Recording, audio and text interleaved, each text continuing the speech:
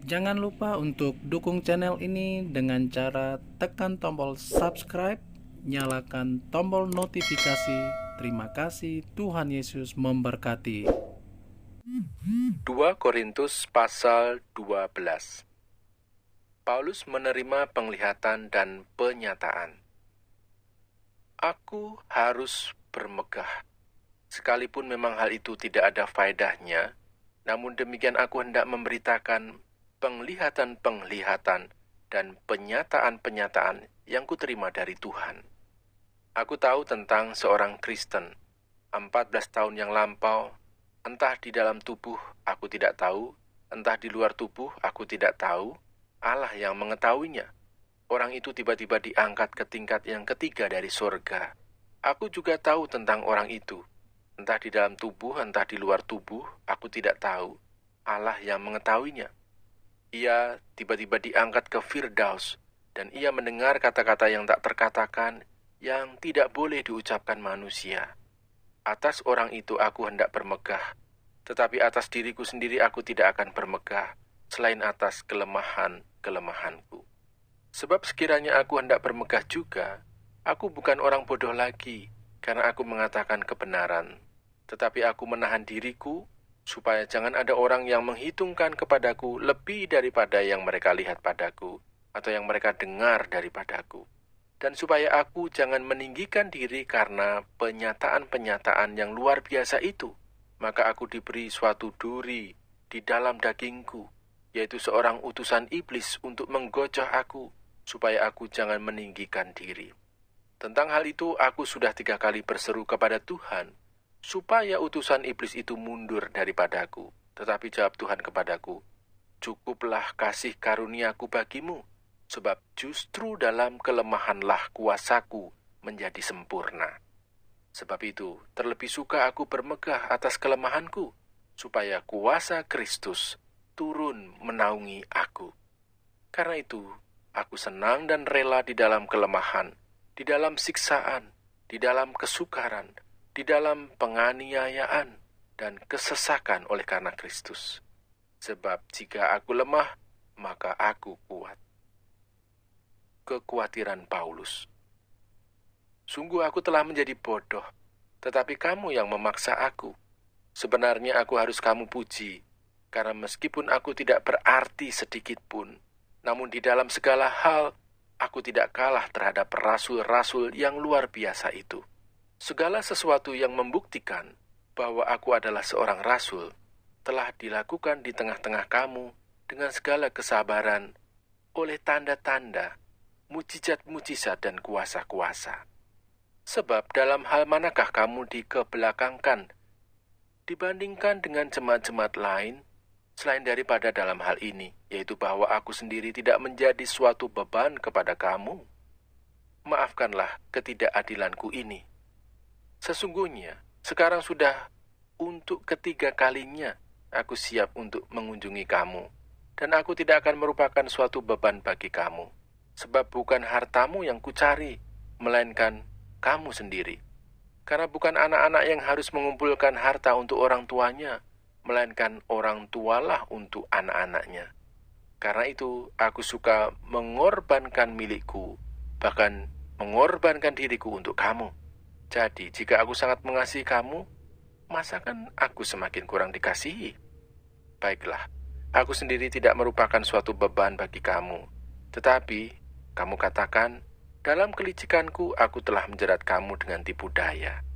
Jadi pernahkah aku mengambil untung daripada kamu oleh seorang dari antara mereka yang kuutus kepada kamu? Memang aku telah meminta Titus untuk pergi, dan bersama-sama dengan dia aku mengutus saudara yang lain itu. Adakah Titus mengambil untung daripada kamu? Tidakkah kami berdua hidup menurut roh yang sama, dan tidakkah kami berlaku menurut cara yang sama? Sudah lama agaknya kamu menyangka bahwa kami hendak membela diri di depan kamu. Di hadapan Allah dan demi Kristus kami berkata, semua ini, saudara-saudaraku yang kekasih, terjadi untuk membangun iman kamu.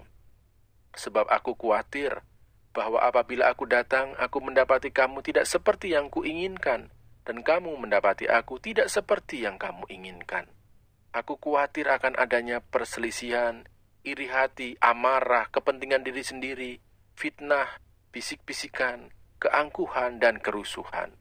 Aku khawatir bahwa apabila aku datang lagi, Allahku akan merendahkan aku di depan kamu, dan bahwa aku akan berduka cita terhadap banyak orang yang di masa yang lampau berbuat dosa, dan belum lagi bertobat dari kecemaran, percabulan, dan ketidaksopanan yang mereka lakukan.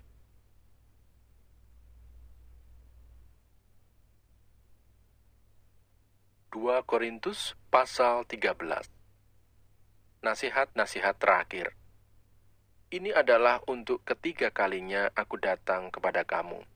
Baru dengan keterangan 2 atau 3 orang saksi suatu perkara sah.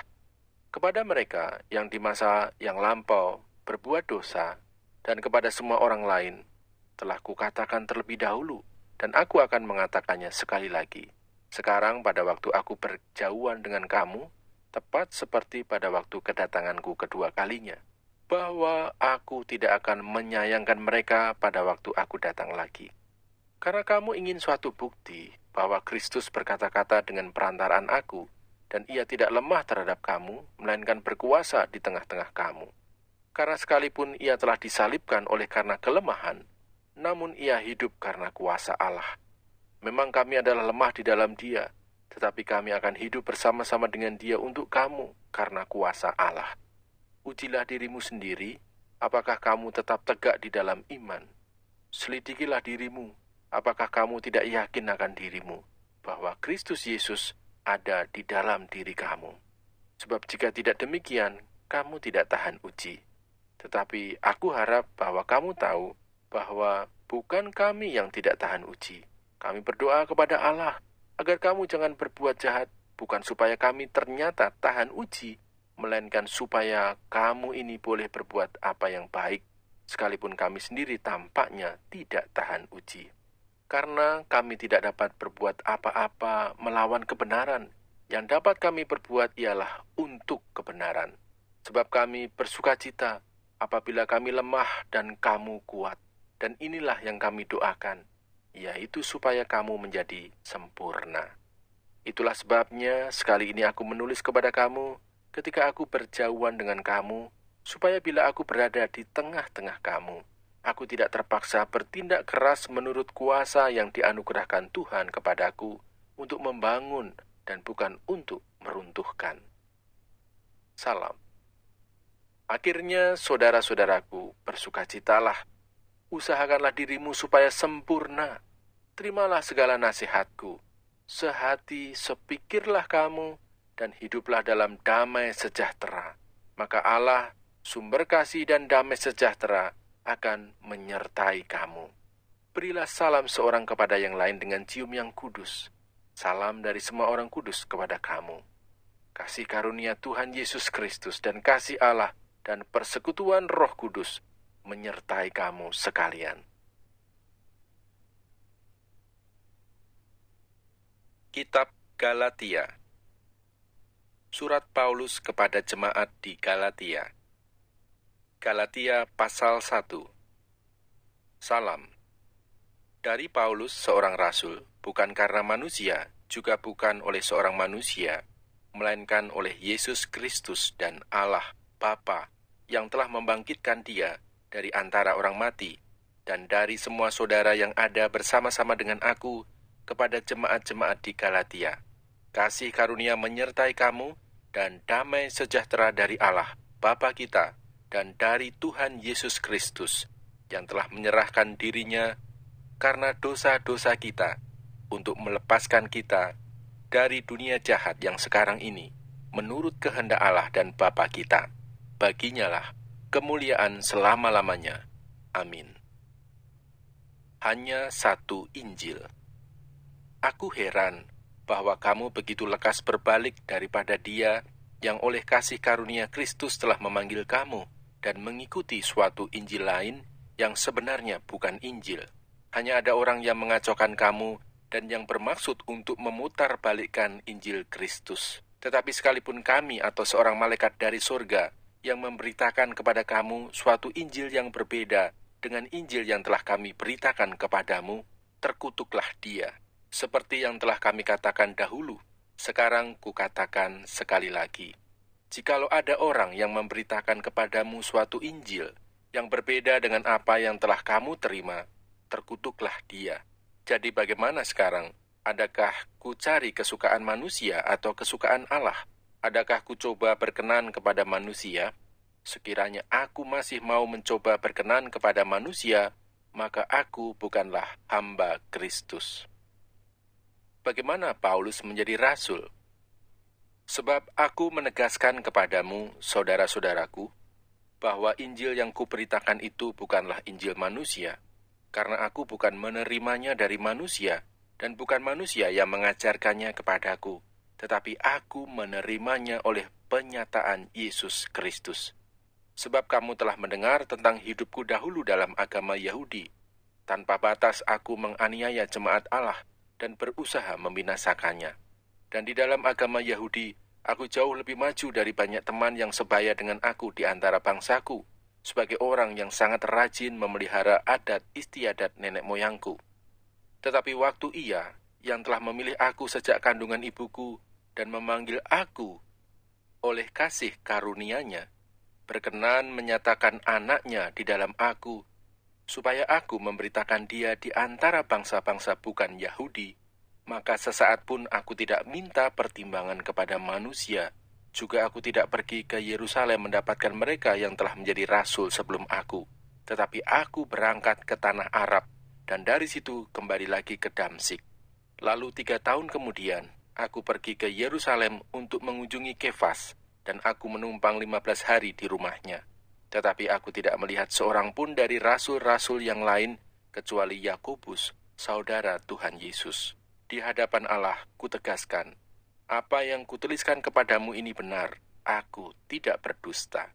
Kemudian aku pergi ke daerah-daerah Syria dan Kilikia, tetapi rupaku tetap tidak dikenal oleh jemaat-jemaat Kristus di Yudea. Mereka hanya mendengar bahwa Ia yang dahulu menganiaya mereka, sekarang memberitakan iman yang pernah hendak dibinasakannya. Dan mereka memuliakan Allah karena aku. Jangan lupa untuk dukung channel ini dengan cara tekan tombol subscribe, nyalakan tombol notifikasi. Terima kasih, Tuhan Yesus memberkati.